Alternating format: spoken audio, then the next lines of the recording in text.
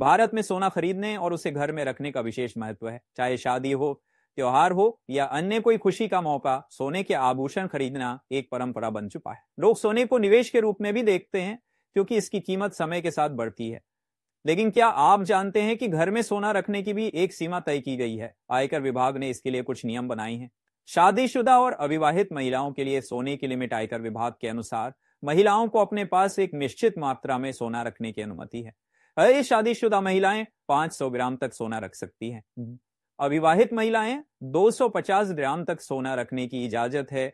पुरुषों के लिए लिमिट, शादीशुदा और अविवाहित पुरुष अपने पास 100 ग्राम तक सोना रख सकते हैं। यह सीमा बिना किसी टैक्स या कानूनी जटिलता के सोने को रखने की अनुमति देती है। नकद लेन देन की सीमा आयकर अधिनियम की धारा 269 के तहत सोने की खरीदारी के लिए नकद लेन देन की भी एक सीमा तय की गई है। 1 लाख रुपए से अधिक नकद में सोने की खरीदारी नहीं की जा सकती।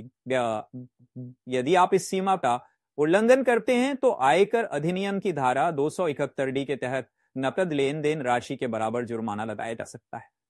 हालांकि अगर सोने की खरीदारी के लिए भुगतान का पूरा हिसाब किताब उपलब्ध है तो आपको जुर्माने से छूट मिल सकती है।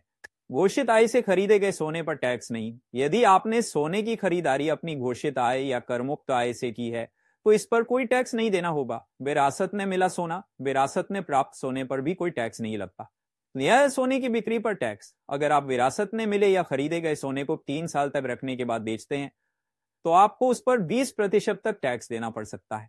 बिना रिकॉर्ड वाले सोने पर नियम, अगर आपके पास ऐसा सोना है जिसका कोई रिकॉर्ड या खरीदारी का हिसाब नहीं है तो यह कानूनी परेशानी का कारण बन सकता है।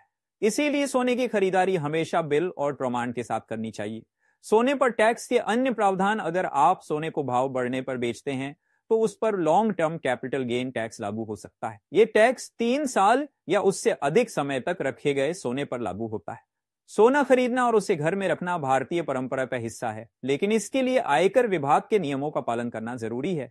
शादीशुदा महिलाओं, अविवाहित महिलाओं और पुरुषों के लिए सोना रखने की सीमा तय है। इसके अलावा नकद लेन देन और टैक्स से जुड़े नियमों का ध्यान रखना भी बेहद जरूरी है। सोने को निवेश के रूप में देखने वालों के लिए यह जानना जरूरी है कि इसकी बिक्री पर भी टैक्स लागू हो सकता है। सही जानकारी और नियमों का पालन करके आप कानूनी जटिलताओं से बच सकते हैं और अपने निवेश को सुरक्षित रख सकते हैं।